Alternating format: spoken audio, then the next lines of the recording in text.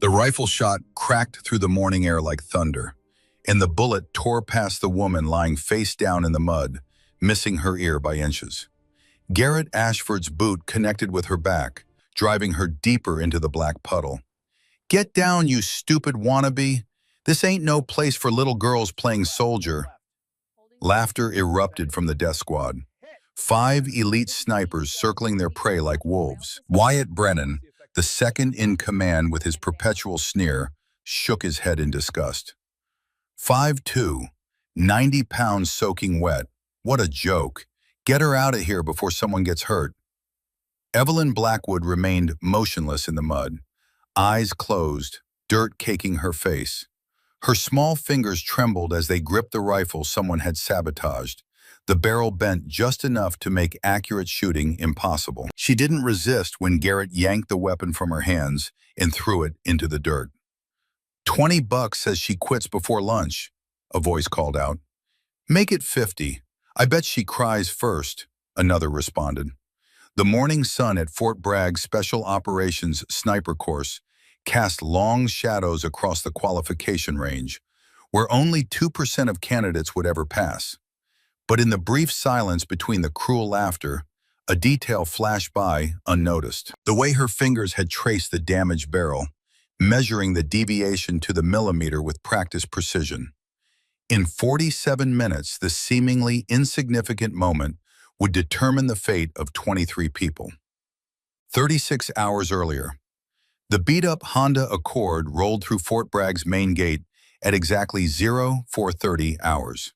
Its windshield bore a crack that spiderwebbed across the passenger side, and the exhaust pipe rattled with every bump. Behind the wheel sat Evelyn Blackwood, 27 years old, 5'2", with dark hair pulled back in a regulation bun so tight it made her temples ache. She parked in the furthest corner of the lot, away from the row of lifted trucks with unit stickers plastered across their rear windows. Diesel engines rumbled. Men in tight black t-shirts strutted between vehicles, their laughter carrying across the pre-dawn darkness.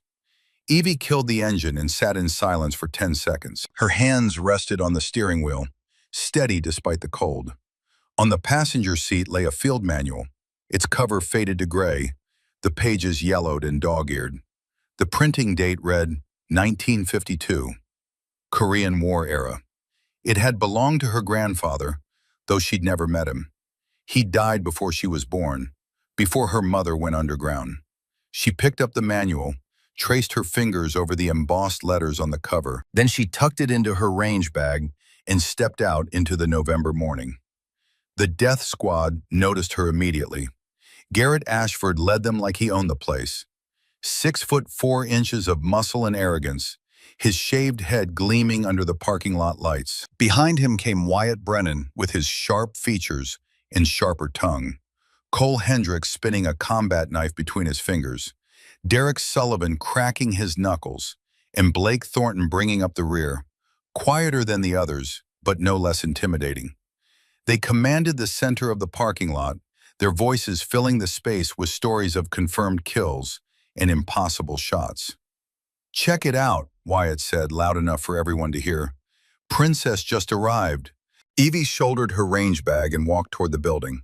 She didn't hurry, didn't slow down, just maintained a steady pace, her boots making soft contact with the pavement. Heel to toe roll. Silent movement ingrained by years of practice she wasn't supposed to have. "Hey, sweetheart," Garrett called out. "You lost? Daycare's across base." The others laughed. Derek wolf whistled. Cole made a show of looking her up and down. Evie kept walking. "I'm talking to you, recruit." Garrett's voice carried an edge now. Disrespect wrapped in false concern. "This is Special Operations Sniper School. You sure you're in the right place?" She stopped, turned, met his eyes for exactly 2 seconds. Not defiance, not fear, just an absence of reaction that didn't fit with her appearance. "Positive," she said. Her voice was lower than they expected, steady. Then she walked inside, leaving them staring after her. Master Sergeant Ellis Whitfield, 65 years old, with a Gulf War combat action ribbon on his chest, watched the exchange from the building's entrance. He'd been observing since she pulled in. Noticed how she'd parked with the nose facing out. Exit strategy. Noticed how her eyes had swept the parking lot before getting out of the car. Threat assessment. Noticed that Korean War field manual. Old school, he thought. Respectable. He pulled out his phone and typed a quick message to Colonel Nathaniel Hargrove. You need to see this one. The mess hall at 0500 hours smelled of industrial coffee and powdered eggs. Evie sat alone in the furthest corner, her back to the wall, eyes tracking every entrance and exit. The coffee was terrible, the eggs worse, but she ate mechanically, fueling her body for what was coming. That's when the death squad made their entrance. Garrett led them through the double doors like Caesar returned. A female candidate named Iris Pemberton approached Evie's table with her tray, moving quickly, trying to slip in unnoticed. Don't even think about it, Garrett's voice cut through the chatter like a blade. Losers sit alone, winners sit with winners. Iris hesitated, shot Evie an apologetic glance, then retreated to another table.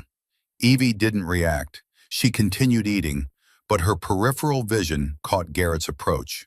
He loomed over her table, his shadow falling across her tray. Well, look what crawled out of the recruitment office. He planted his hands on the table, leaning in close. You lost, sweetheart? Mall's that way. She looked up, met his eyes briefly, then returned to her food. Something in that glance made Garrett pause. Not defiance exactly, but an absence of fear that didn't fit with her mousy appearance. Like she'd already calculated a dozen ways to put him on the ground and decided none of them were worth the effort. I'm talking to you, recruit. He slammed his palm on the table, making her juice cup jump. Still, she didn't flinch. Instead, she calmly reached out and steadied the cup, then took another bite of eggs. The calculated disrespect infuriated him. You deaf as well as dumb? He grabbed her tray and flipped it. Scrambled eggs and coffee cascaded onto her uniform. The mess hall erupted in laughter and applause. Evie sat perfectly still for 3 seconds. Then she stood, picked up the tray, and walked to the cleanup station. No hurry, no anger, just mechanical efficiency. As she passed the death squad's table, her eyes swept across their position. Whitfield, observing from the doorway, noticed something odd. She'd automatically calculated firing angles from her seat to the windows. Muscle memory. He pulled out his phone again. She's sorting defective rounds by hand, pre-identifying them. This isn't beginner luck. 05:30 hours. Found them walking to the range in the pre-dawn darkness. Instructor Silas Kane strutted at the front of the 43 candidates, his voice carrying across the cold morning air like a drill sergeant's cadence. Today's initial qual, 1,000-yard shots with 15-knot crosswinds. Half of you won't make it past lunch. The other half will wish they hadn't. Kane was 58 years old, lean as a whip, with eyes that had seen things no training manual could prepare you for. 18 months as a POW in Iraq during the Gulf War had carved something hollow out of his soul and filled it with ice. Garrett deliberately bumped into Evie, sending her stumbling. His coffee cup somehow tipped, splashing across her range bag. Oops, butterfingers. More laughter from his squad. Evie steadied herself and kept walking. She didn't shake the bag or try to salvage her gear. She simply tilted it slightly, letting the coffee drain out the bottom corner. Her face remained expressionless. Whitfield noticed her gait, too quiet for a civilian. Heel-to-toe roll that made almost no sound on the gravel. At 600 hours, they reached the range for equipment check-in. The armorer, a grizzled staff sergeant named Cooper, handed out rifle assignments with all the enthusiasm of someone dispensing prison sentences. The death squad got primo equipment. New Remington 700s with Night Force scopes that cost more than Evie's car. Evie got serial number 13. A Barrett M82 that looked like it had survived Iraq, Afghanistan, and possibly Korea. The barrel showed visible wear. The scope mount had been repaired with electrical tape. Barrels got some wear, Cooper understated, knowing full well the rifle was barely serviceable. Scope might need adjustment. Translation: good luck hitting the broadside of a barn. Her ammunition allocation was equally suspect. Match-grade rounds, sure, but from 3 different lots with varying powder loads. Any real sniper would know this meant constant adjustments between shots, nearly impossible to maintain consistency. Station 13, Kane announced with barely concealed satisfaction. Far right, the worst position on the range. Full sun in her face by mid-morning. Crosswinds amplified by the gap in the berms, a concrete barrier that would trap her brass and powder residue, creating a personal gas cloud with every shot. Evie accepted it all without comment. She carried her rifle to the station and began her setup. That's when the first surprise occurred. Despite the equipment sabotage, she methodically sorted each round by weight, using nothing but her hands to detect the slight differences. Iris, setting up at Station 12, watched in fascination as Evie arranged them in specific order. "Hey, Princess," Garrett called out, generating another wave of laughter. "Nail salons that way. Maybe they can fix those broke-ass fingernails while you're at it." The warm-up was set for 100 yards. Child's play for any trained shooter. Garrett went first, naturally. He made a show of his preparation, adjusting his scope with theatrical precision, controlling his breathing loudly enough for everyone to hear. 10 shots, 10 bullseyes. He stood up, arms raised like a prize fighter. "That's how it's done, ladies and gentlemen. Death Squad representing." High fives all around, Kane nodding approval. Evie's turn. She took 3 full minutes adjusting her decrepit scope, ignoring the snickers and comments. When she finally fired, the results seemed to confirm everyone's assumptions. 7 hits out of 10, scattered across the target. But Whitfield frowned, pulling out his spotting scope for a closer look. The 7 hits weren't scattered at all. They were all through the same hole, slightly off-center. The 3 misses had been wild, way off target. He walked down range during the ceasefire to inspect. "I'll be damned," he muttered. The 3 missed shots showed keyholing. The bullets had tumbled in flight. Bad ammunition, not bad shooting. And she'd somehow identified which rounds were defective and grouped them at the end of her magazine. By 0700 hours, they'd moved to the 500-yard qualification. The wind had picked up to 20 knots with unpredictable gusts. This was where real skill emerged, where the pretenders got exposed and the shooters proved themselves. Kane's group made sure to conduct loud conversations whenever Evie was in her shooting position. "So I told the Haji, you can run, but you'll just die tired." Wyatt's story carried clearly across the range. 1 shot, 900 meters. Dude's head just... Evie was about to squeeze the trigger when Kane accidentally kicked her rifle bipod. "Oops, sorry, recruit. Butterfingers must be contagious." The rifle jerked. Her shot went wide. She had to start her breathing cycle all over again. 5 minutes gone, 9 shots remaining, 8 minutes left on the clock.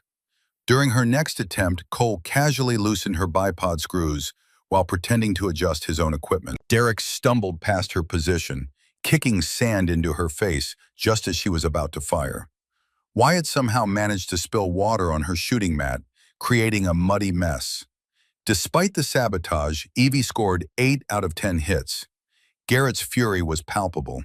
He'd only managed 7 in the same conditions, even with perfect equipment and no interference. That's when Colonel Nathaniel Hargrove arrived. The commanding officer of the Advanced Sniper Program rarely observed initial qualifications. But Whitfield's messages had drawn him out this morning. He took position in the observation tower, binoculars trained on the range. At 68 years old, Hargrove walked with a cane, the result of shrapnel that had torn through his left leg during the Korean War. His chest bore ribbons most soldiers only saw in history books: Medal of Honor, Silver Star, 3 Purple Hearts. He'd served in Korea, done classified work during the Cold War, and ended his active career as a spotter in Desert Storm. He'd seen shooters, real shooters, the kind that came along once in a generation. He trained his binoculars on Station 13 and watched Evie work. 0800 hours brought an unexpected development. Garrett, sensing an opportunity to impress the colonel, announced a special challenge to the group. All right, ladies, moving targets at 750. Loser cleans the entire armory for a month. Who's got the balls? He looked directly at Evie. How about it, princess? Unless you're scared of a little competition. Evie looked up from her rifle. For the first time all morning, she spoke clearly enough for everyone to hear. Terms. Her voice was lower than expected, steady. Garrett blinked, momentarily thrown off by her acceptance. 5 targets, 30 seconds, standard silhouettes, age before beauty, she replied quietly, generating surprised chuckles from some candidates. Garrett's face reddened. He took position with exaggerated confidence, making sure the colonel could see his form. The targets began their lateral movement, moderate speed, predictable pattern. He fired rapidly, trusting his instincts in superior equipment. 4 hits out of 5. He jumped up, pumping his fist. Beat that, recruit. Kane helped Evie load her magazine, and she noticed immediately that something was wrong. The rounds were mixed, some heavy match grade, some lighter training rounds. The weight differences would throw off her trajectory calculations significantly. She looked at Kane, who smirked. Problem, recruit? She said nothing but began arranging the rounds in her magazine in a specific order, heaviest to lightest. The death squad laughed. What's wrong, princess? Trying to make them prettier? Evie took her position. The spotters watched through their scopes as she acquired the first target. Her body went unnaturally still. Even her breathing seemed to stop. She fired, hit center mass.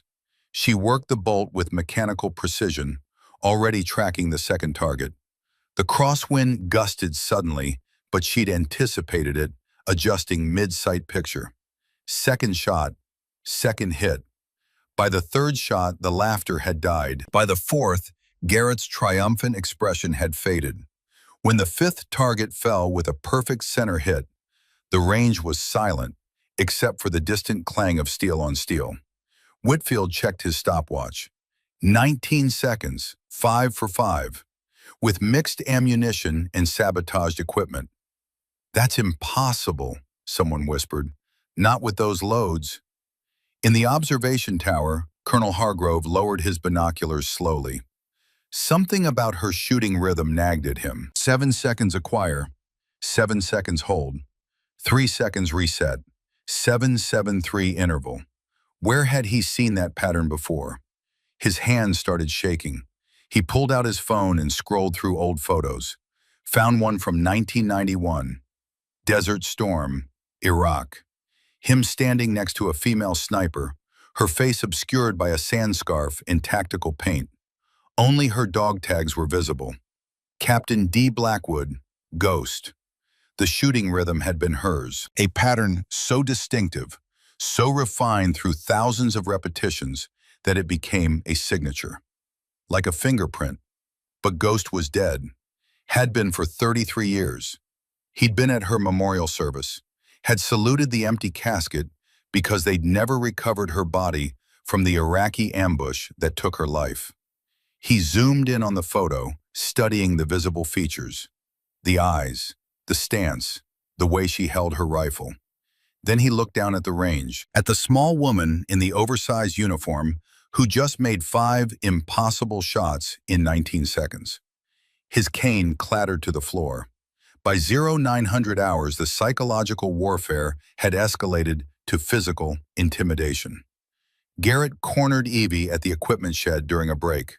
Wyatt and Cole flanked her, body-checking her against the wall. Accidents happen on ranges, sweetheart, Garrett said, his voice low and threatening. Would be a real shame if someone got hurt because they didn't know their place. Evie didn't flinch, but her eyes automatically mapped exits. Door 12 feet, window 8 feet, gap between Wyatt and Cole approximately 18 inches. You listening to me? Garrett grabbed her right wrist. His thumb pressed into scar tissue that ran from her wrist to her elbow. What's this? Try to kill yourself when you realize you'll never be good enough? For the first time, something flickered in Evie's eyes. Not fear, something colder. She looked directly at Garrett, and he unconsciously took a half step back. Then the moment passed, and she was just a small woman surrounded by large men again. "I need to clean my rifle," she said quietly. "Yeah, you do that." Garrett released her wrist. "Clean it real good. Might be the last time you touch one." Inside the armory, Evie disassembled her rifle with practiced efficiency. Even surrounded by hostile men, her hands never shook. The breakdown took exactly 12 seconds. She didn't hurry, didn't fumble, just worked with mechanical precision that spoke of thousands of repetitions. Cole noticed first. "Yo, she's pretty fast with that." "So what?" Derek scoffed. "My girlfriend can break down her makeup kit fast too." But Wyatt was frowning. "No, look at her trigger finger. See how she's indexed it along the receiver? That's not civilian training." Blake Thornton, the quietest of the death squad, watched from the doorway. Something about the whole situation bothered him. Maybe it was the way Evie never complained, never begged, just endured it all with quiet dignity. Or maybe it was the memory of his younger brother, dead at 19 from a hazing incident gone wrong. He'd promised himself he'd never be part of something like that again. He watched Evie work, and guilt gnawed at his gut. Colonel Hargrove quietly initiated a background check on Evelyn Blackwood. The results came back within 30 minutes. Born in Ohio, unremarkable school records, 2 years of community college, worked at a sporting goods store. It was a legend. A well-crafted one, but a legend nonetheless. He pulled Whitfield aside during the lunch break. "That recruit, Blackwood, something familiar about her." Whitfield nodded. "Sir, I've been watching her all morning. That's not civilian movement. That's trained operator." "The 7-7-3 interval," Hargrove said quietly. "I've only seen one person shoot with that rhythm." "Who, sir?" Hargrove pulled out his phone, showed Whitfield the 1991 photo. "Captain Diane Blackwood, call sign Ghost, my spotter in Desert Storm. 73 confirmed kills. Best shooter I ever worked with." Whitfield studied the photo. "What happened to her?" "Iraqi ambush, October 1991. Entire convoy destroyed. Body never recovered." Hargrove's voice was tight. "I was at her memorial service. Empty casket, 21-gun salute, the whole 9 yards." "Sir, that was 33 years ago." "I know. You think—" "I don't know what to think, Sergeant, but that recruit is shooting with ghost rhythm, and nobody could fake that. It takes years to develop, decades." They watched Evie eating alone in the corner of the mess hall, her back to the wall, eyes on the exits. "Keep an eye on her," Hargrove said. "And I want the video from today's shooting, all of it." The afternoon brought the shooting under duress test. Candidates had to run 400 meters in full gear, then engage targets within 60 seconds while their heart rates were still elevated. Most struggled to control their breathing, their shots wild as their bodies demanded oxygen. Garrett finished his run and dropped prone, his chest heaving like a bellows. The range safety officer checked his vitals. Heart rate 120, respiratory rate 28. It took him 90 seconds to get his first shot off. Evie finished her run and assumed her shooting position. The RSO frowned at his monitor. "Equipment malfunction. No way." Whitfield checked the backup monitor. "Same reading, sir. Her heart rate's 45. They watched as Evie's breathing immediately fell into a controlled pattern. She fired her first shot 30 seconds after finishing the run. Her heart rate never exceeded 50. "That's not natural," Kane muttered. "Nobody recovers that fast."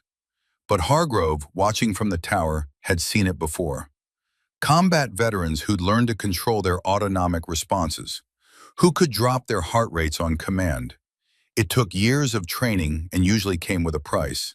Experiences that forced you to master your body or die. The kind of training that wasn't available to civilians. The kind of training Ghost had mastered in the deserts of Iraq. At 1,400 hours, they moved to advanced ballistics testing. The candidates had to calculate complex shots accounting for wind elevation, humidity, barometric pressure, and the Coriolis effect. Most pulled out calculators and reference cards, frantically computing solutions. Evie wrote her solutions directly on the worksheet. No calculator, no references. Just neat rows of equations that included corrections most snipers didn't learn until advanced school. When she factored in the Magnus effect on spin drift, Whitfield couldn't stay quiet. "Where did you learn that formula?" She looked up, seeming to realize her mistake. "I read it in a book." "What book?" Kane demanded. "That's classified information." "I don't remember the title." She lowered her eyes, playing flustered. "I read a lot." But the damage was done. Her formula included a correction factor that had only been developed 3 years ago by SOCOM's Advanced Marksmanship Unit. No civilian book would have it. Kane grabbed the worksheet, studying it with narrowed eyes. Then he looked at Hargrove, who'd descended from the tower and was walking toward them. "Colonel," Kane said carefully, "we might have a situation here." The equipment shed at 1600 hours was dim and smelled of gun oil and brass. Evie was inventorying her gear when the door opened behind her. She knew who it was before she turned around. The footsteps were distinctive, slow, deliberate, the tap of a cane on concrete. Colonel Nathaniel Hargrove stood in the doorway, backlit by the afternoon sun. His face was in shadow, but she could feel the intensity of his gaze. "Who taught you 773 breathing?" His voice was quiet, controlled, but underneath she heard something else, something raw. Evie set down the cleaning rod she'd been holding. "My mother, before she died." Hargrove stepped into the shed. The door swung shut behind him. Now they were alone in the shadows, and the weight of the moment pressed down like a physical thing. He reached into his jacket and pulled out a photograph. Faded, creased from being carried for 3 decades. He held it out to her. The image showed 2 people in desert camouflage. 1991, Iraq. A young man, maybe 35, without the cane or the gray hair, and next to him, a woman in tactical gear, her face obscured by a sand scarf and dust. But her dog tags were visible. Captain D. Blackwood, Ghost. Evie's hands trembled as she took the photo. She traced her fingers over her mother's image. The woman she'd never really known. The woman who'd trained her in secret, who'd died when Evie was 25, who'd made her promise with her last breath to find this man. "Your mother," Hargrove said, and his voice cracked, "was Captain Diane Ghost Blackwood, my spotter in Desert Storm, the best shooter I ever worked with, the best friend I ever had." Tears streamed down Evie's face. She couldn't stop them. "She said you'd recognize the rhythm," Evie whispered. "She said if I ever needed help, if I ever found myself in over my head, to find Colonel Nathaniel Hargrove. She said you'd know, you'd understand." Hargrove's cane clattered to the floor. He gripped the workbench for support, his knuckles white. "She's alive?" "No, sir. She died 5 years ago. Cancer." The word hit him like a bullet. He closed his eyes, and for a moment, he looked every one of his 68 years. "She survived the ambush," Evie continued, "went underground, classified reasons she never fully explained to me, had me in 1992, trained me herself, taught me everything she knew, the 773 rhythm, the ballistics calculations, how to sort ammunition by hand, how to read wind, how to become a ghost. Why didn't she contact me? She wanted to. God, Colonel, she talked about you all the time, but she said it was too dangerous, that if certain people knew she was alive, they'd come for her, and they'd come for me." Hargrove opened his eyes. They were wet, but his jaw was set. "What people?" She never said, but on her deathbed she told me that if I joined the military, if I pursued this path, I needed to find you. She said there was something wrong in the sniper program. People dying who shouldn't be dying. And she said you'd be able to see it, that you'd need help proving it. "Silas Kane," Hargrove said immediately. Evie nodded. She mentioned his name once, said he came back from the Gulf War broken.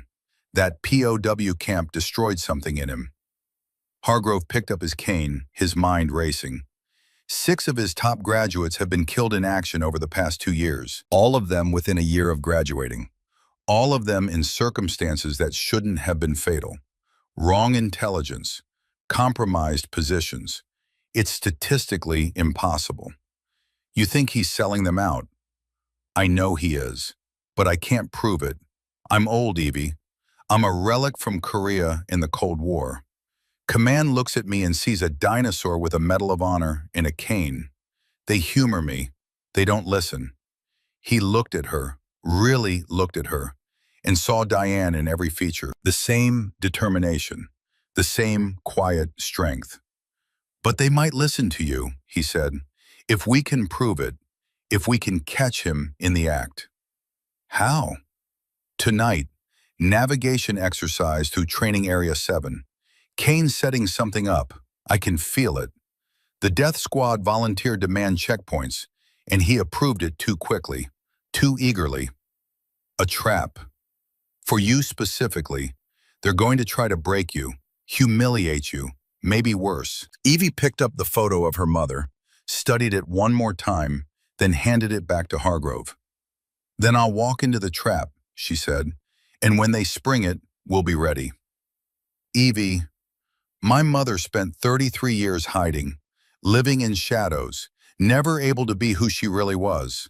I won't do that, Colonel. I won't hide.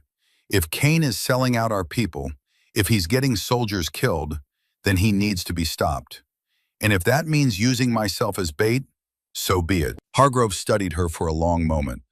Then he reached into his other pocket and pulled out a small device, an emergency beacon, and a card with handwritten codes. If things go wrong, he said, activate this. I'll be watching. He handed her the card. Memorize these. Code Black 7 Alpha gives you emergency authorization. Ghost protocol from your mother's era. Still active in the system because I never deactivated it. Evie studied the card, committed it to memory, then handed it back. You kept it active for 33 years? Hoped I'd never need it. Hoped even more that if I did, it would be her using it. He paused. 773 rhythm, just like she taught you. At 1800 hours, the night navigation exercise began with a briefing in the classroom. Kane stood at the front, a map of Training Area 7 projected on the screen behind him. 43 candidates, 43 routes, solo navigation, no partners. You'll hit 3 checkpoints, get your card stamped, return by 0200 hours. Miss a checkpoint or fail to return on time, you're disqualified. Any questions? Evie studied her route. It went through the deepest part of the training area, past the old bunkers from the 1960s, through terrain that had been abandoned for decades. Garrett and his squad volunteered to man Checkpoint 3. Kane approved with a smile. Blake Thornton caught Evie's eye as they filed out of the classroom. He looked like he wanted to say something.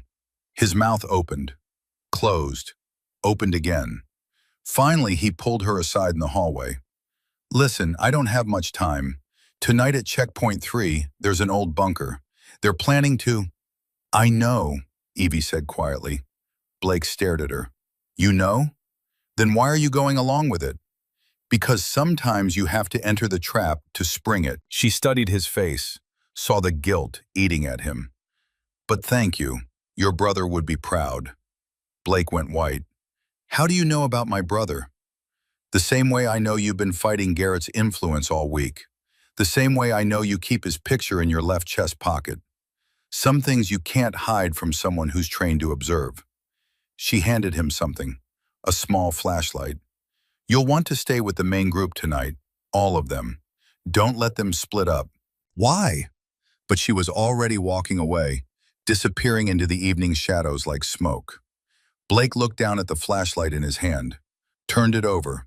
On the bottom, engraved in tiny letters, were the words, Ghost Protocol. As the sun set over Fort Bragg, Evie stood in her barracks room, packing her gear. The other female candidates had already left for the exercise. She was alone. She pulled out the old Korean War field manual, opened it to the inside cover. There, in faded ink, was an inscription. To my daughter Diane, may you always find your way home, Dad. And below that, in different handwriting, more recent, to my daughter Evelyn, may you always know you're not alone, Mom. Evie traced her fingers over her mother's handwriting. Then she tucked the manual into her pack and shouldered her gear. Outside, Colonel Hargrove waited in an unmarked vehicle, engine idling. When she emerged from the barracks, he rolled down the window. "You sure about this?" he asked. "As sure as my mother was when she made that 800-yard shot to save your convoy." He smiled, but it didn't reach his eyes. "She told you about that?" "She told me everything, Colonel. Every mission, every shot, every person she saved, including you." "She saved a lot of people, Evie. 73 confirmed kills, each one preventing something worse. Each one protecting someone who couldn't protect themselves." "Then let's make sure her legacy continues. Let's save some people tonight." Hargrove handed her a small radio, frequency already set. "I'll be watching from a distance. The beacon if things get critical, the radio if you need guidance." Evie nodded and disappeared into the darkness, heading for Training Area 7. Behind her, Hargrove spoke into his own radio. "Anderson, we have a situation developing. I'm going to need QRF on standby and get me aerial surveillance over Training Area 7. Sir, is this really necessary for a navigation exercise?" "Just do it, Colonel. Trust me. Before this night is over, we're going to need every resource we have." He put the vehicle in gear and drove toward the observation post that overlooked the training area. The same post he'd used in 1991 before deploying to Iraq. Before meeting a young captain named Diane Blackwood, who would become the best spotter he'd ever known, and who, apparently, had spent the last 33 years preparing her daughter to finish what she'd started. The sun disappeared below the horizon. Darkness fell over Fort Bragg like a curtain, and somewhere in the shadows, Death Squad waited at Checkpoint 3 with their trap. They had no idea they were the ones being hunted. The November night was cold and moonless. Evie moved through Training Area 7 like water flowing downhill, following the path of least resistance, making no sound. Her boots found purchase on exposed roots and stones, avoiding the dead leaves that would crackle and announce her presence. She wasn't following the marked route. Instead, she paralleled it, staying 50 meters to the left, using the terrain to mask her movement. The night vision device she'd been issued was deliberately outdated, the tube washed out and grainy. She'd left it in her pack after the first 10 minutes and relied on her natural night vision instead. Her mother had taught her that. Let your eyes adjust. Trust your other senses. Technology fails, training endures.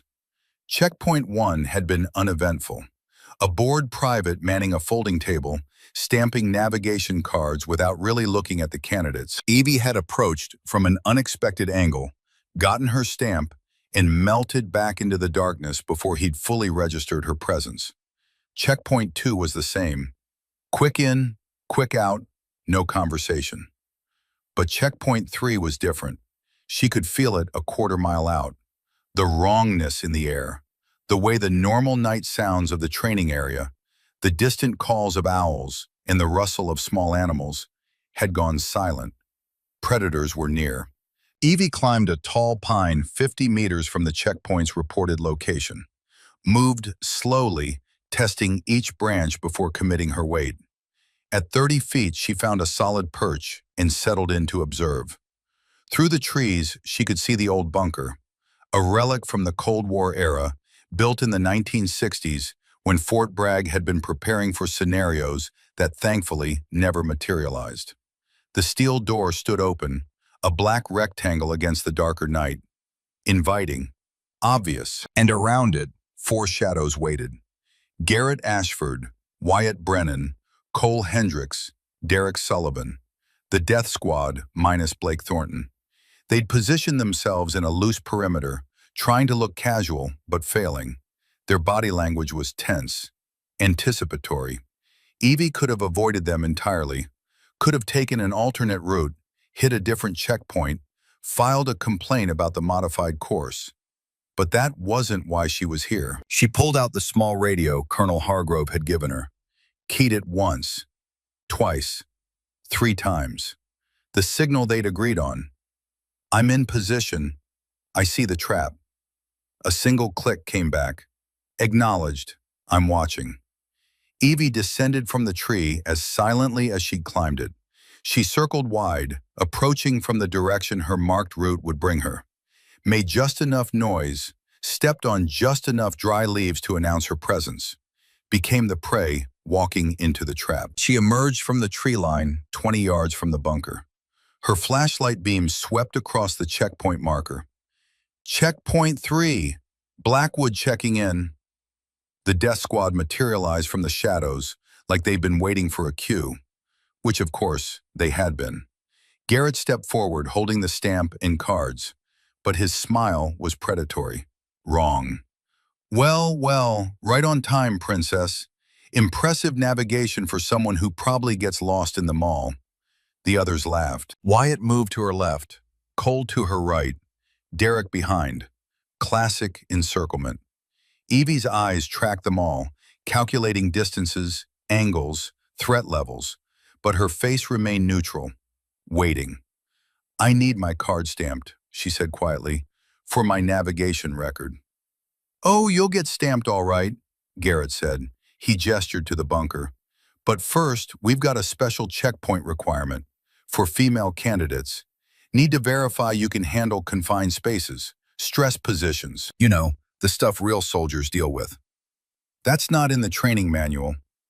It is now. Wyatt grabbed her arms. Cole took her rifle. Derek her pack. Evie didn't resist. Let them manhandle her toward the bunker's entrance. Let them think they were in control. As they forced her toward the door, she caught Garrett's wrist. Just for a moment. Looked him dead in the eye. 6 hours, she said quietly. You might want to stay together, all of you. Garrett blinked. What's that supposed to mean? Just advice. Tick-tock. Then she stepped into the bunker willingly, and they slammed the steel door behind her. The locking bar dropped into place with a solid clang that echoed in the night. Outside, the death squad stood in silence for a moment. That was weird, Cole finally said. The way she just went in. She's trying to psych us out, Garrett said, but his voice lacked conviction. Trying to act tough. Give it an hour. She'll be screaming to get out. What did she mean? 6 hours? Derek asked. Nothing. Mind games. Come on, let's set up the evidence. Garrett pulled out printed pages from his pack. Sniper manual excerpts with fake notes in the margins, designed to look like Evie had been cheating. We plant these in her gear, discover them during the search when she doesn't return. Clean, simple, she gets disqualified for academic dishonesty. But Wyatt was staring at the bunker door. I don't like this. Something feels off. You going soft? Garrett challenged. No, I'm being smart. That girl took our best shot and didn't even blink. Made 5 targets in 19 seconds with sabotaged ammo. And she walked into this bunker like she wanted to be here. So what? She's accepted defeat, knows she can't hack it. Or, Blake Thornton's voice came from the darkness, making them all jump. She's way more dangerous than you think. He emerged from the tree line, flashlight in hand. The same one Evie had given him. Blake, where the hell have you been? Garrett demanded. Thinking. About my brother. About what happened to him. About what we're doing right now. We're teaching her a lesson. We're hazing her, just like they hazed my brother before he died. And I swore I'd never be part of something like that again. The air between them crackled with tension. Garrett's hands clenched into fists. Then the first explosion shattered the night. Not from the bunker. From the main base, 2 miles northwest. A flash of orange light bloomed against the sky, followed 3 seconds later by the crack of detonation rolling across the landscape. They all froze. What the hell was that? Cole whispered. Then the siren started. Base-wide alert. the distinctive wail of FPCON Delta, the highest threat level. And through the trees they could hear it, automatic weapons fire, not training blanks, real ammunition. The distinctive chatter of AK-47s. Derek's radio crackled to life. Instructor Kane's voice, tight with barely controlled panic. All personnel to defensive positions. This is not a drill. Repeat, not a drill. We have multiple hostiles inside the wire. 12 to 15 tangos heading for the ammunition depot. All sniper candidates report to Rally Point Alpha immediately. Garrett stared at the radio, then at the bunker, then at his squad. His face had gone pale. "Oh God," he breathed. "We just locked our only real soldier in a bunker with no way to communicate." More explosions. Closer now. The distinctive thump of RPG impacts. Screaming in the distance. The base was under attack, and they were 2 miles from safety, unarmed except for their navigation gear, watching their defensive perimeter collapse. "We have to let her out," Blake said. They rushed to the bunker door. Garrett grabbed the locking bar and pulled. It didn't move. "It's stuck." "You locked it from the outside, genius." Wyatt joined him, both of them pulling. The bar had settled into its bracket, rusted from decades of disuse. It wouldn't budge. Derek was on the radio calling for help, but the response was chaos. 3 guards confirmed KIA at the perimeter breach. Base security pinned down. Quick reaction force inbound but 20 minutes out. The sniper candidates were scattered across Training Area 7, unarmed, exposed, perfect targets. Cole kicked at the door. "Evie, can you hear me? We're trying to get you out." No response from inside. "She's probably passed out from panic," Garrett said, but his voice shook. The confident bully from this morning was gone, replaced by a scared kid who just realized how badly he'd screwed up. Then they heard it, a metallic click from inside the bunker. The door swung open slowly from within, and Evelyn Blackwood stepped out into the moonlight. She wasn't panicking, wasn't crying. Her eyes were calm, calculating, and completely different from the mousy recruit they'd tormented all day. In her hand was a crude lockpick, fashioned from wire and a piece of metal she'd found in the bunker's emergency supplies. "Where's the nearest weapons cache?" Her voice had changed, lower, commanding. This wasn't a question, it was an order. The death squad stared at her in shock. "What?" Garrett managed. "Weapons cache, emergency arms room. Every training area has one." "Where?" Her tone cut through their paralysis. Wyatt found himself answering automatically. "Building 7 Alpha, half a click northeast." "Show me, now." She was already moving, and they followed without thinking. Something in her voice, her bearing, her absolute certainty triggered their training. This was someone who knew what they were doing. This was someone who could get them through this alive. They ran through the darkness, and Evie set a pace that should have been impossible for someone her size. But she moved like the night was her natural element, avoiding obstacles they couldn't see, taking a route that kept them in cover, away from the sounds of gunfire that were getting steadily closer. Colonel Hargrove's voice crackled in her hidden earpiece. "Evie, I have eyes on you. Emergency Arms Room 7 Alpha is 400 meters northeast. But Evie, there are hostile elements between you and—" "I know, Colonel. Keep the QRF back. I need those weapons first." "What are you planning?" "What my mother would do. What you taught her to do." Hargrove's voice came through again, closer this time. "Evie, I'm 2 minutes out, heading to 7 Alpha now." She clicked off and kept running. They reached the arms room at 19:15 hours. It was a nondescript concrete building that most candidates didn't even know existed. A sergeant sat inside, monitoring security cameras, looking increasingly panicked as reports flooded in. "No authorization for arms issue," he said when they burst through the door.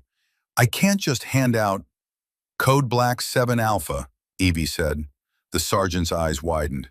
He looked at his computer screen, typed something, then looked at Evie again, really looked at her. His face went pale. "Ma'am, that code is restricted to—" "I know what it's restricted to, Sergeant. Open the arms room now." He didn't ask any more questions, just unlocked the heavy door and stepped aside. The death squad followed Evie into the arsenal. Modern rifles lined the walls. M4s, SCARs, precision rifles with advanced optics.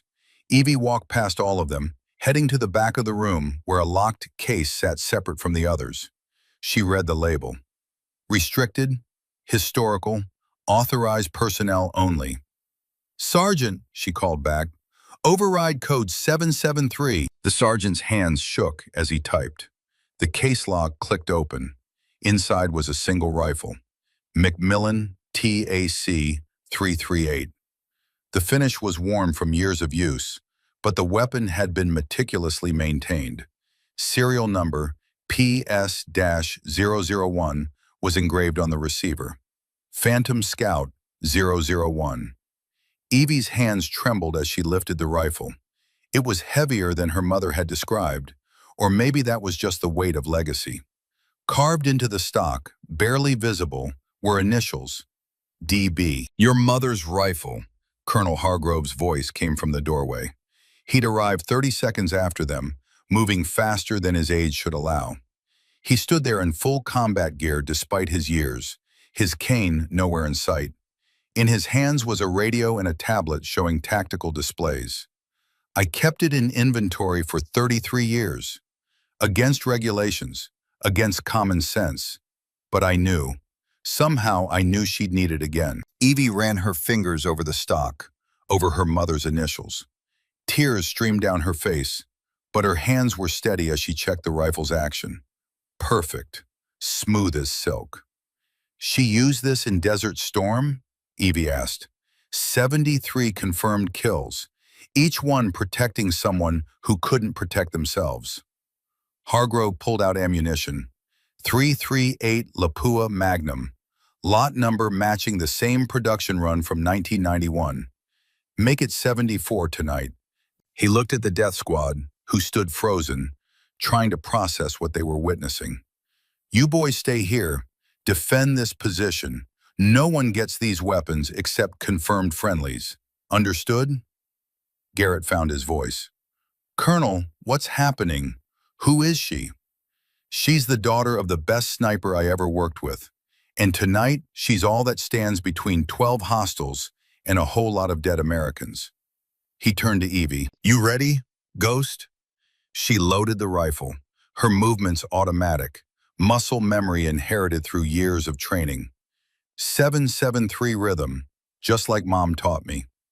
"I'll spot for you, like old times. You spotted for my mother, not me. You're her daughter, same thing." He smiled. "Let's go to work." Evie turned to the death squad one last time. "Stay together. Defend this room. If anyone tries to take these weapons, you stop them. Clear?" Blake nodded. "Clear. And Blackwood, I'm sorry. For everything. Thank you for trying to warn me. Your brother would be proud." Then she and Hargrove were gone, disappearing into the night like ghosts. The death squad stood in silence, surrounded by weapons they didn't have authorization to use, listening to a battle they couldn't participate in, finally understanding that the woman they'd tormented all day was about to save their lives. "We're such idiots," Cole whispered. "Yeah," Garrett agreed. "We really are." Building 31 was the tallest structure on the north side of Fort Bragg. 6 stories of administrative offices, mostly empty at night. Evie reached it at 19:25 hours, with Hargrove 30 seconds behind her. His age showed in his breathing, but his mind was sharp as ever. "Main entrance is locked," he said. "We'll need to—" Evie was already scaling the maintenance ladder on the building's east side. One-handed, rifle slung across her back, moving with the fluid grace of someone who'd done this 1,000 times in training. Hargrove watched her climb and saw Diane. Same build, same movement. 33 years collapsed into nothing. He took the stairs, his old wounds protesting but holding. By the time he reached the roof access door, Evie had already picked the lock and was setting up her position. The rooftop was graveled, crunching under their boots. Evie moved to the southern edge, where a low wall provided cover and stability. From here, she had clear lines of sight to the tree line, where muzzle flashes marked enemy positions. She built her shooting position in 20 seconds. No sandbags, no bipod, just her body positioned perfectly to absorb recoil, her breathing already falling into the rhythm her mother had drilled into her since childhood. Hargrove sat up next to her with a spotting scope and a tactical tablet, pulled up aerial drone footage, thermal imaging, radio intercepts. Wind 25 knots southwest, barometric pressure 29.8, temperature 68 degrees, humidity 70%. Copy, Evie said. Her voice had gone flat, emotionless. She was entering the zone her mother had called the bubble, where time slowed and everything except the target faded away. First priority target, Hargrove said, adjusting his scope. Enemy sniper, building 6 rooftop, 823 yards. He's got 2 of our response teams pinned, 4 wounded bleeding out in the open. Evie found him through her scope. Professional setup, good position, disciplined fire. This wasn't some terrorist with an AK. This was a trained operator. I see him, she said. Wind compensation 3.7 mils right. Your mother made this exact shot in a sandstorm, Hargrove said quietly. Desert storm, day 5, save my convoy. Evie's breathing cycle began. 7 seconds acquiring the target, calculating wind, distance, elevation. 7 seconds holding, letting her body settle. 3 seconds resetting between heartbeats, the rhythm her mother had perfected. The rhythm that had saved Hargrove's life 33 years ago. She fired between heartbeats. The suppressed rifle coughed once. 823 yards away, the hostile sniper's head snapped sideways. He slumped over his rifle, suddenly and completely dead. Good kill, Hargrove confirmed. Your mother would be proud. Displace. Evie was already moving. Rule 1 of sniper warfare. Never fire twice from the same location. She shifted 15 feet to the right, built a new position, acquired a new target. Machine gun team, Hargrove directed.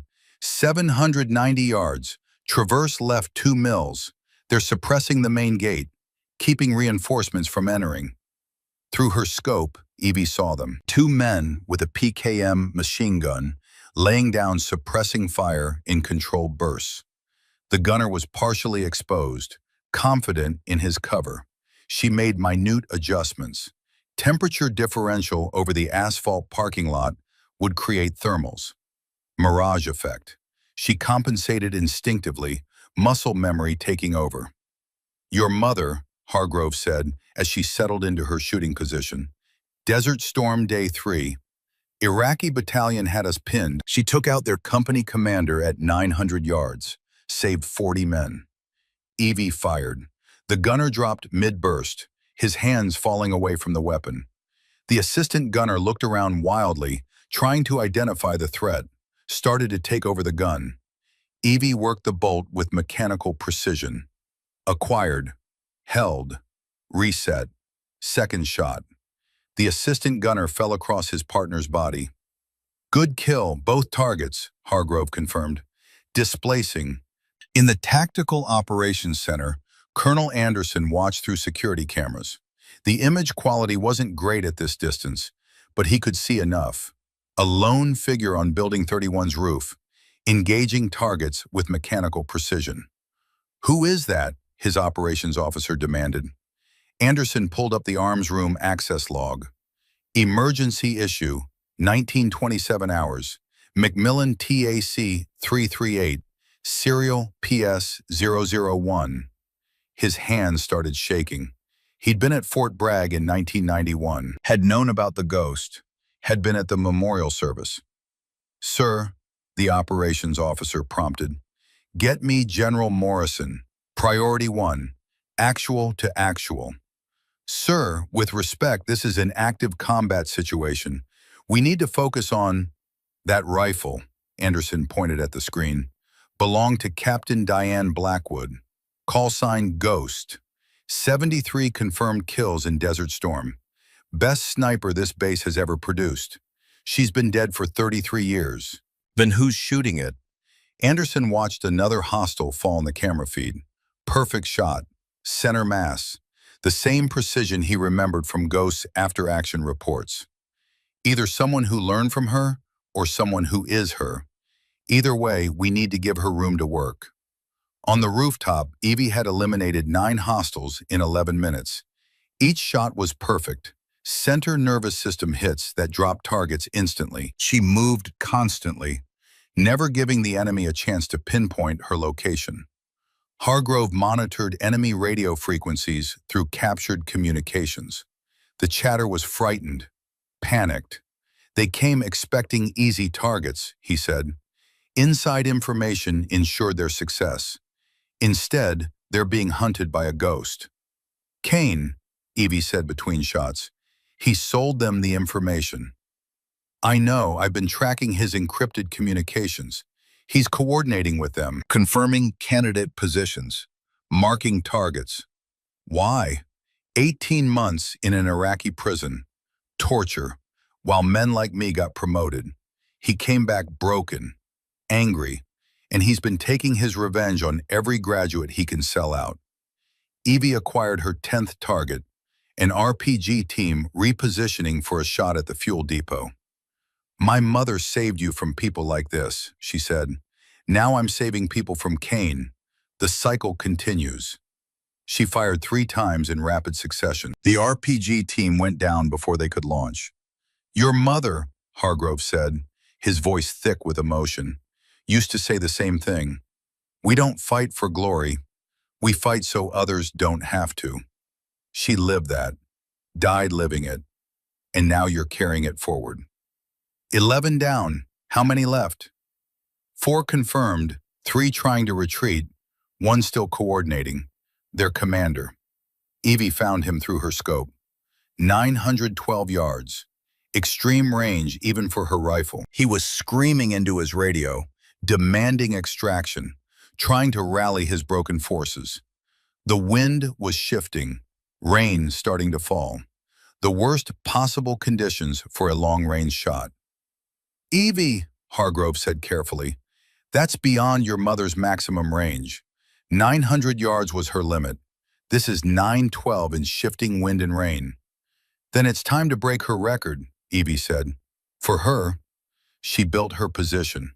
Extended range required perfect form, perfect breathing, perfect timing. Wind 28 knots, gusting to 32, rain increasing, barometric pressure dropping. Hargrove fed her the data, but they both knew this shot was beyond calculation.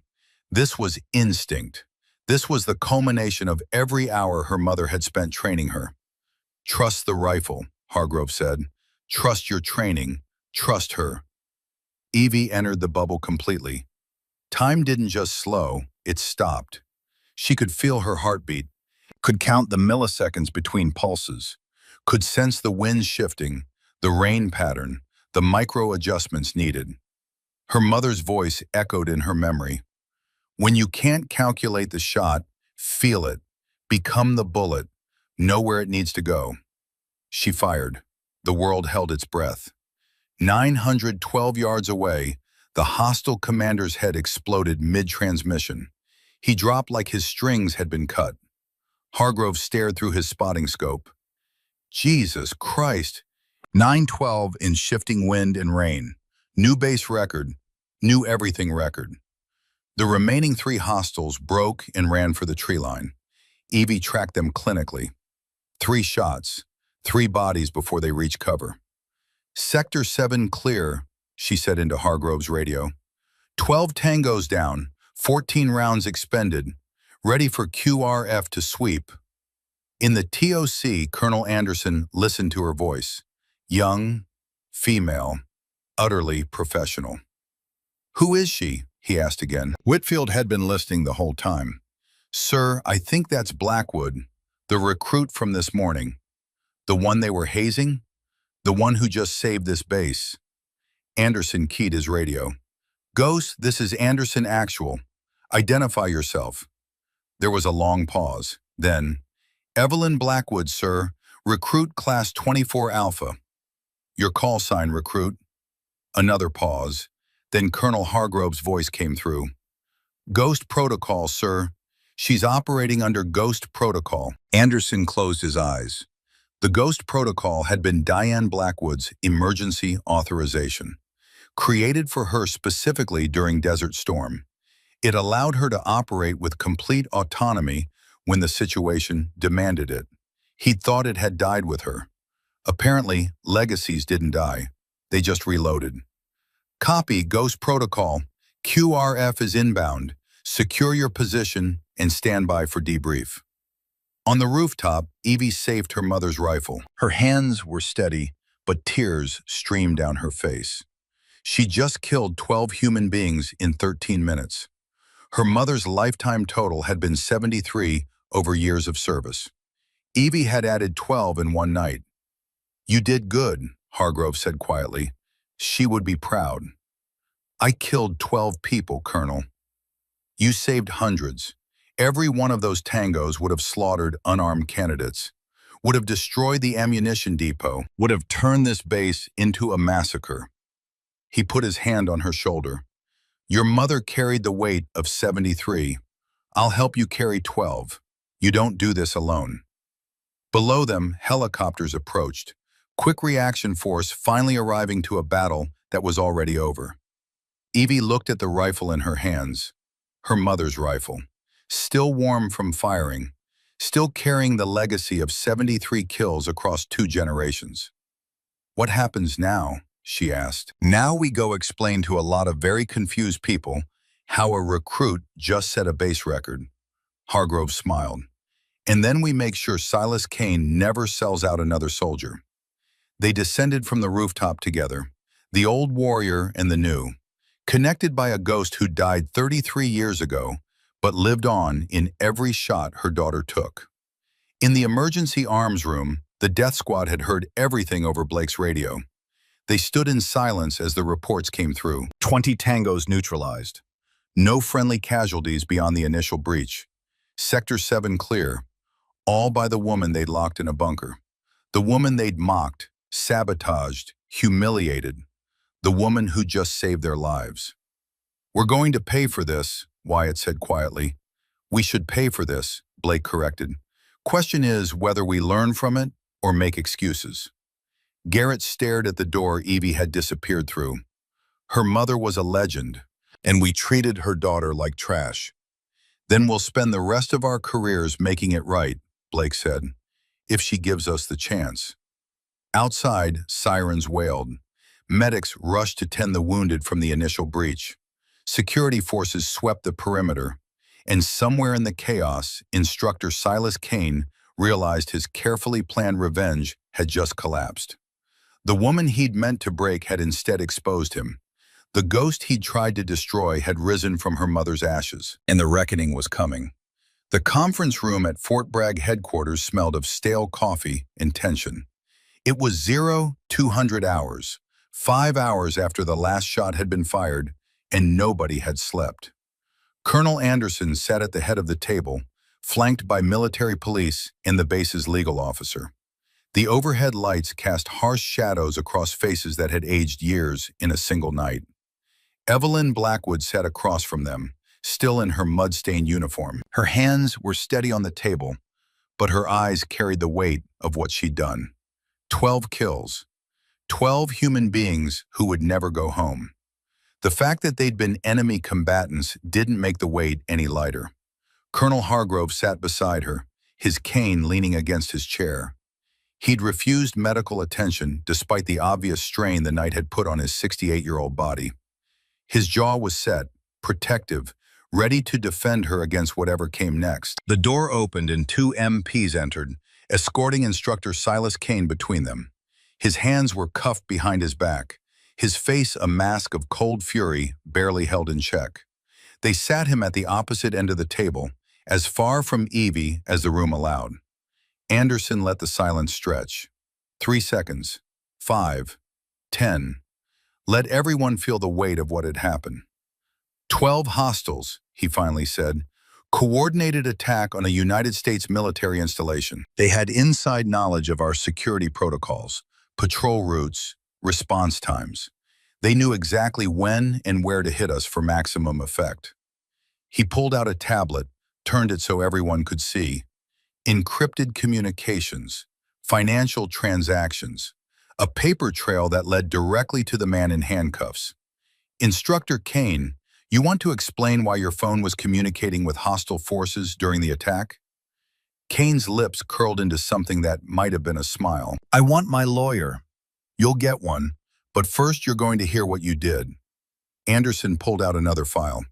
8 graduates over the past 2 years, all from your classes, all killed in action within 12 months of graduation, all in circumstances that suggest compromised intelligence. He spread photographs across the table. Young faces in dress uniforms, warriors who'd never come home. Sergeant James Rooker, killed in Kandahar, ambushed in a location that should have been secure.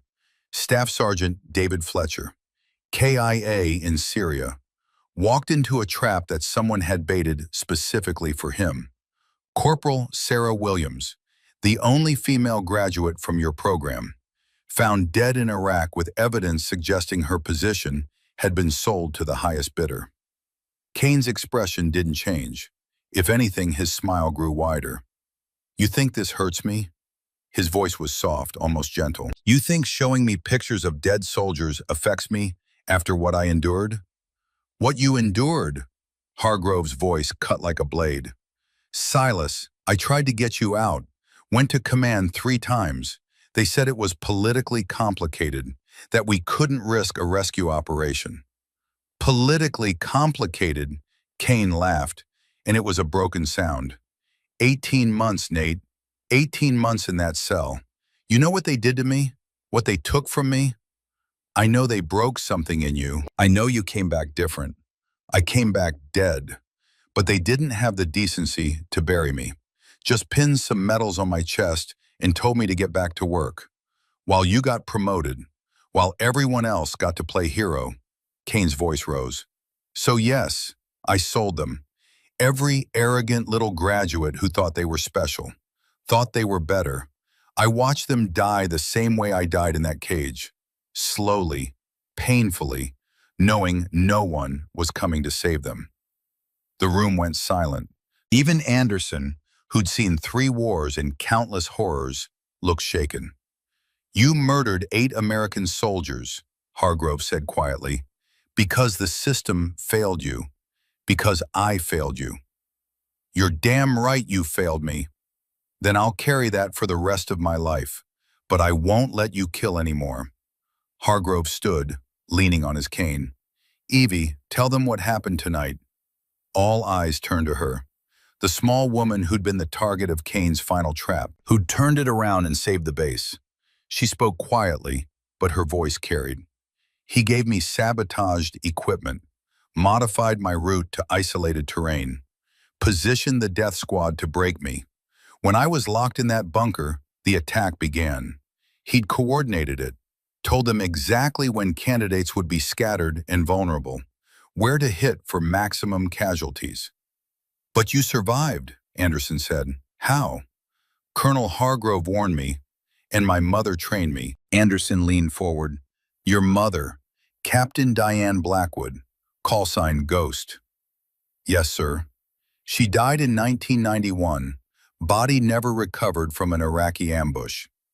She survived, sir. Went underground for reasons she never fully explained. Had me in hiding. Trained me from age 5. Everything she knew. Everything Colonel Hargrove taught her. She died 5 years ago from cancer. Anderson pulled out a classified file, one he'd requested during the attack. This file says Ghost had 73 confirmed kills, best sniper this base ever produced. It also says she was posthumously recommended for the Medal of Honor, but the operation was too classified to make it public. He slid a small box across the table.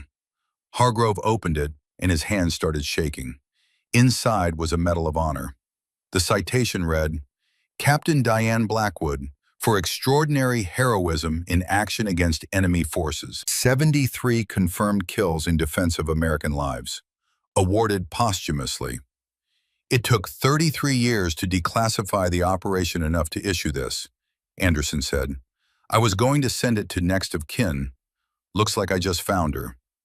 Evie stared at the medal, tears streaming down her face. Her mother's honor, her mother's legacy, finally recognized. She earned it, Hargrove said, his voice thick. Every day, every shot, every life she saved. And you earned it again last night, Anderson said to Evie. 12 kills, 13 minutes, new base record. You saved hundreds of lives, prevented a massacre. Kane laughed again, that broken sound. Perfect. The daughter finishes what the mother started. Ghost Protocol continues. Very poetic. It's not poetry, Evie said, looking at him for the first time. It's duty. My mother didn't kill 73 people because she enjoyed it. She did it because they were threatening people who couldn't protect themselves. Just like I did last night. Just like every graduate you sold out was trying to do when you murdered them. I didn't murder anyone. I just provided information. You pulled the trigger by proxy. That's still murder. Kane leaned back, chains rattling. Prove it in court, with my lawyer present. Until then, I'm done talking. Anderson nodded to the MPs. Take him to the brig, full isolation, 24-hour watch. He doesn't get a shoelace until we're sure he's not a suicide risk. As they hauled Kane to his feet, he looked back at Evie one last time. Your mother spent 33 years hiding, living in shadows. How long before you're doing the same? I won't hide, Evie said. I'll stand in the light and make sure people like you never hide either. They dragged him out, still laughing that broken laugh. The room fell silent again. Anderson rubbed his temples. We have a situation. A recruit just engaged in combat operations, killed 12 hostiles, used a weapon that shouldn't exist, under an authorization protocol that died 33 years ago. Sir, Hargrove began, but Anderson held up his hand. I'm not criticizing. I'm stating facts. Facts that are going to require explanations, reports, reviews. And before all that happens, I need to understand exactly who Evelyn Blackwood is. So she told them. Everything. Her mother's survival, the years in hiding, the training that started before she could read, her mother's death and final instructions to find Hargrove and finish what she'd started, the conspiracy she'd uncovered, Kane's betrayal, the trap she'd walked into willingly. By the time she finished, dawn was breaking through the windows. Christ, Anderson muttered, this is going to generate paperwork for the next decade. Sir, Hargrove said, if I may, Ghost Protocol was created specifically for situations where normal chain of command was insufficient, where someone needed to operate with complete autonomy to save lives. Captain Blackwood operated under it for 3 years. Her daughter operated under it for 1 night, and she saved this base. Anderson studied them both. Then he made a decision. The attack will be classified. The details of the response will be classified. Officially, Quick Reaction Force engaged and eliminated the hostiles. No mention of a single shooter. No mention of Ghost Protocol. Sir, Evie started. Unofficially, Anderson continued, you'll be promoted to instructor, youngest in the program's history. You'll help us rebuild our screening protocols, root out any other potential traitors, and you'll train the next generation of snipers with the same standards your mother used. He pushed the Medal of Honor box toward her. This belongs to you now, not just as her daughter, as someone who earned it in her own right. But it stays classified for now. When the time is right, when operations are declassified, then we'll make it public. Evie picked up the box, held it like it might break. My mother would want it to stay classified. She never did this for glory. Neither did you, which is exactly why you both deserve recognition. Anderson stood, dismissed, Get some sleep. We'll reconvene at 1400 hours for formal debriefing. As they filed out, he called after them. Blackwood, your mother would be proud. She paused at the door. I hope so, sir. I really hope so. At 0600 hours, the death squad assembled in the same conference room. They'd been ordered to report in dress uniforms, which was never a good sign. They stood at attention, waiting, knowing their careers were probably over. Colonel Anderson entered with Hargrove and Evie. The recruits' eyes went to her automatically, and several of them flinched. The woman they'd mocked looked different in the morning light. Harder, more defined, like a blade that had been hidden in a decorative sheath. Gentlemen, Anderson began, last night 12 hostile combatants breached this base. They had inside information. They knew our protocols. They were coordinating with Instructor Kane, who has been arrested and charged with treason, conspiracy to commit murder, and accessory to the deaths of 8 American soldiers. Garrett's face went pale. Wyatt looked like he might throw up. You were part of his plan, Anderson continued, selected specifically because of your aggressive tendencies and tribal loyalty. Your hazing of recruit Blackwood was designed to create chaos, to provide cover for Kane's activities, to break someone who was investigating him. Sir, we didn't know, Garrett started. I know you didn't, which is why you're still standing here instead of in cells next to him. But ignorance doesn't excuse behavior. You hazed a fellow soldier, sabotaged equipment, endangered lives through negligence and cruelty. He let that sink in. Under normal circumstances, you'd all be facing courts-martial. But these aren't normal circumstances. And Recruit Blackwood has made a request. He nodded to Evie, who stepped forward. You locked me in a bunker, she said quietly, sabotaged my gear, mocked me, humiliated me, made every moment of qualification hell. They couldn't meet her eyes. But you were also manipulated. Kane selected you because you were exactly what he needed. Aggressive enough to create problems, loyal enough to follow orders, skilled enough to be worth training. She paused. My mother used to say that good soldiers can be forged from flawed materials. It just takes the right hammer. She looked at each of them in turn. Garrett Ashford, you're reduced to private, 6 months. During that time, you'll attend every leadership course available under Master Sergeant Whitfield's supervision. You have talent, but talent without character is worthless. Garrett nodded stiffly. Yes, ma'am. Wyatt Brennan, Cole Hendricks, you're discharged. Your pattern of following without thinking makes you liabilities. However, civilian contractor positions are available for base support. Apply yourselves there. Learn to think independently. Maybe try again in 2 years. They accepted it without protest. Derek Sullivan, dishonorable discharge. Your inability to control impulses under pressure is disqualifying. Seek therapy. Learn discipline. Become someone worth trusting. Derek's jaw clenched, but he nodded. Blake Thornton. Evie's voice softened slightly. You demonstrated moral courage under peer pressure. Tried to warn me despite personal risk. Showed tactical thinking during the crisis. Immediate promotion to specialist. Fast track to ranger school. Your brother would be proud. Blake's eyes filled with tears. Thank you, ma'am. Don't thank me. You earned it by choosing conscience over comfort. She addressed them all again. The lesson here isn't that I'm special. It's not that killing makes you worthy. It's that choosing right over easy, even when it costs, separates soldiers from thugs. Hargrove stepped forward. Dismissed. Ashford, report to Whitfield at 0700. The rest of you, get your affairs in order. As they filed out, Blake paused. Ma'am, what you did last night, the shooting, how do you live with it? Evie was quiet for a long moment. You carry it. Every face, every shot, every life you took to save others. It's not glory, it's weight. And you carry it because it's better than the alternative. Better than letting people die when you could have stopped it. Did your mother teach you that too? She lived it, 73 times. and I watched it consume her slowly. The weight never gets lighter. You just get stronger at carrying it. Blake nodded and left. Evie stood alone in the conference room, staring at the Medal of Honor box on the table. "You did good today," Hargrove said from the doorway. "Firm but fair. Your mother would approve."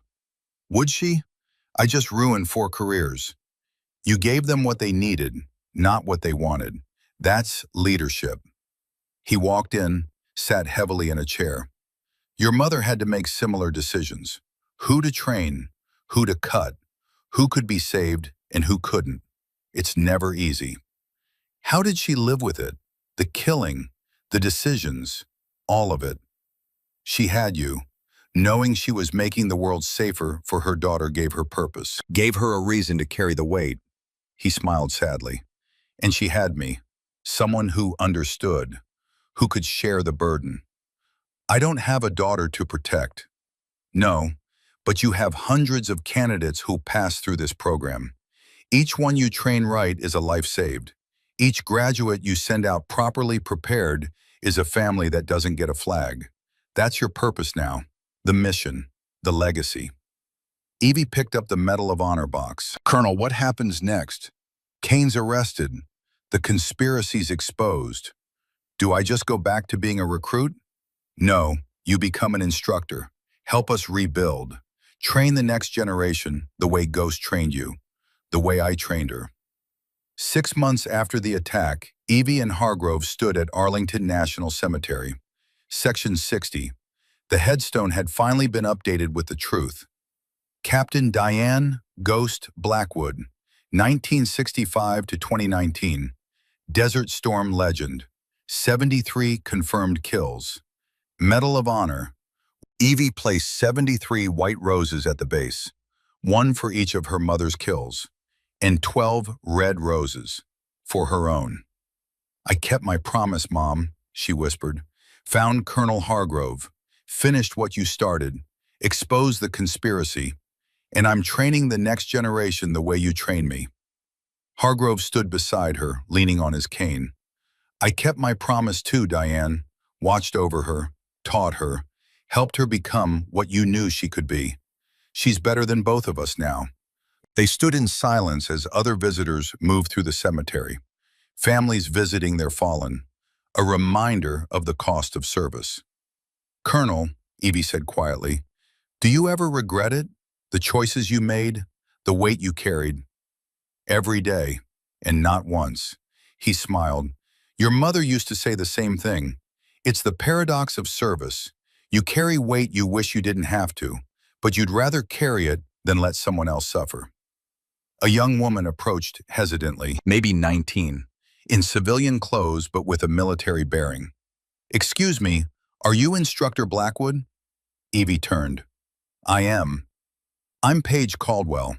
My aunt served with your mother in Desert Storm.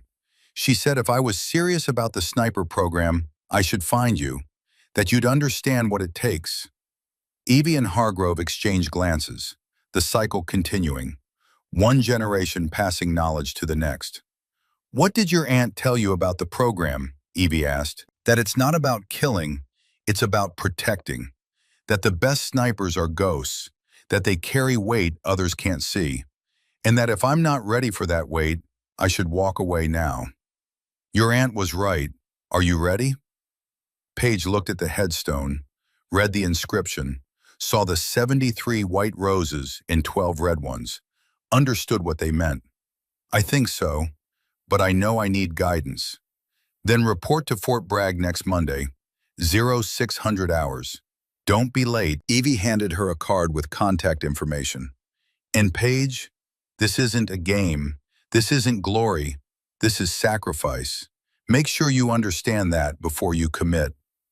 "I understand, ma'am. My aunt made sure of that." Paige left and Evie turned back to the headstone. "She reminds me of you," Hargrove said. "Same determination, same understanding that this is bigger than personal achievement.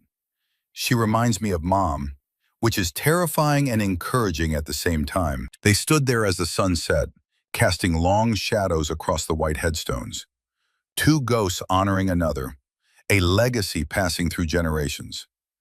You know, Hargrove said, your mother used to stand here sometimes, before you were born, visiting fallen comrades.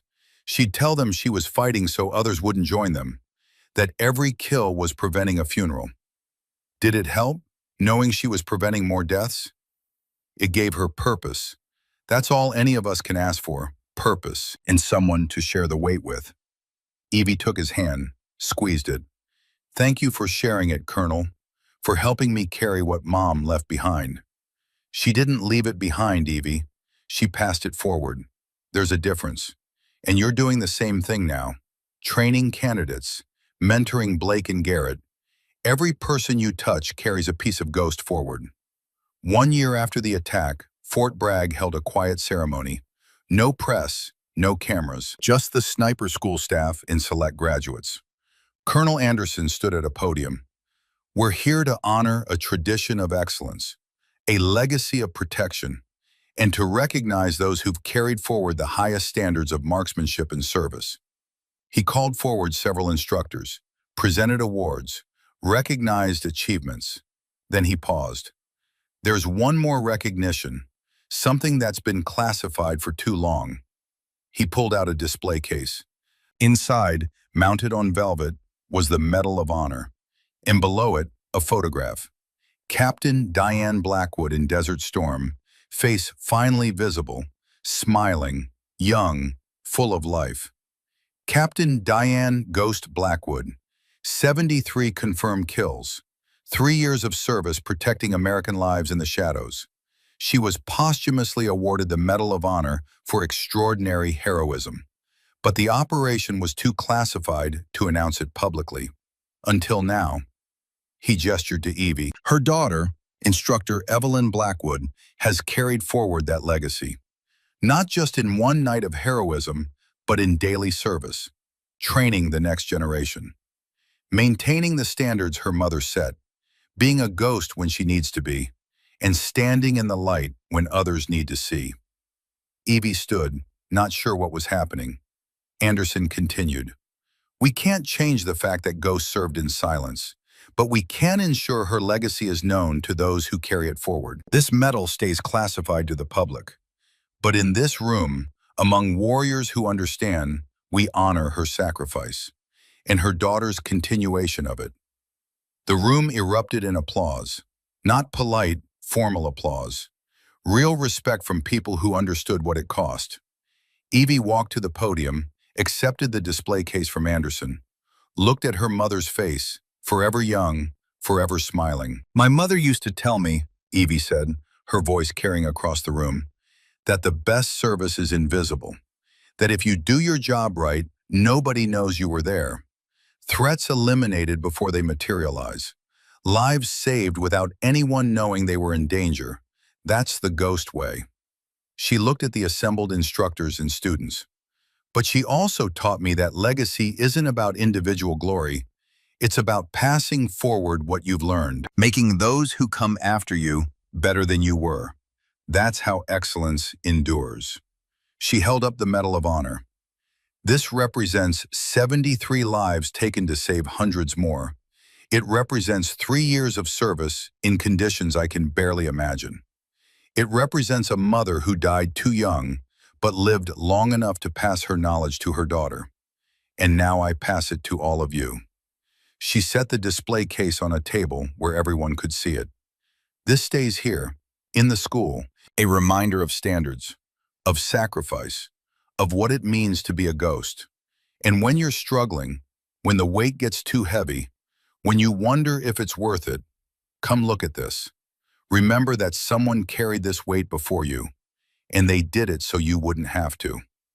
In the back of the room, Garrett Ashford stood at attention, no longer the arrogant bully, but a disciplined soldier, learning what leadership truly meant. Blake Thornton sat in the front row, having completed Ranger School and returned to learn directly from Evie. Lieutenant Iris Pemberton, who'd broken 3 school records, sat beside him. And in 3 days, Paige Caldwell would join them. As the ceremony ended and people filed out, Hargrove stood by the display case, studying Diane's photograph. She looks happy there, Evie said, joining him. She was. That was right after her first confirmed kill. Saved a convoy from an ambush. She was terrified and exhilarated and committed all at once. He smiled. She told me later that's when she knew. This was her calling. Not the killing, the protecting. Do you think she's proud of what I've done, what I'm doing?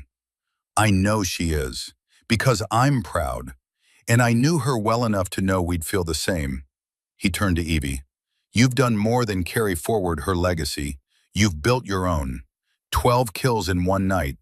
Multiple instructors trained. Dozens of candidates mentored. A conspiracy exposed. A base saved. That's not her legacy. That's yours. It's both. And it's yours too. You taught her. Helped me. Connected us across 33 years. We're all part of the same ghost story. Hargrove looked at the Medal of Honor, at the photograph, at the young woman beside him who carried her mother's rifle and her mother's rhythm and her mother's heart. Ghost protocol, he said quietly. 2 generations, 1 mission, same standards, different times. And future generations, Evie asked. Paige, the others coming. They'll carry it forward, add their own chapters, build on what we've started. He picked up his cane, ready to leave. That's how excellence endures, not through one person, through a chain of people committed to the same principles. You're not the end of Ghost Protocol, Evie. You're the bridge to its future. They walked out together, leaving the Medal of Honor on display. A reminder, a standard, a promise that excellence, once established, could endure through dedication and sacrifice. Outside, the sun was setting over Fort Bragg. Candidates ran morning PT in the distance. Rifles fired on the range. The business of training warriors continued as it had for decades. And somewhere in that machinery, invisible but essential, the ghosts worked. Teaching, protecting, carrying weight others couldn't see. The legacy didn't die with Diane Blackwood. It evolved with her daughter. And it would continue with everyone who understood that true service requires becoming invisible when necessary and standing tall when others need to see. Ghost Protocol. Not a person, a principle. And principles, when properly maintained, last forever. They mocked her at sniper qualification, treated her like she didn't belong, locked her in a bunker to break her spirit. Then the range became a battlefield. And the ghosts they tried to destroy saved them all. Her mother had carried 73 kills across 3 years. She'd carried 12 in 13 minutes. And now she'd carry forward the legacy for as long as it took. Because that's what ghosts do. They protect the living, they honor the dead, and they never, ever quit. The end of one story, the beginning of a legend that would never die. Just reload.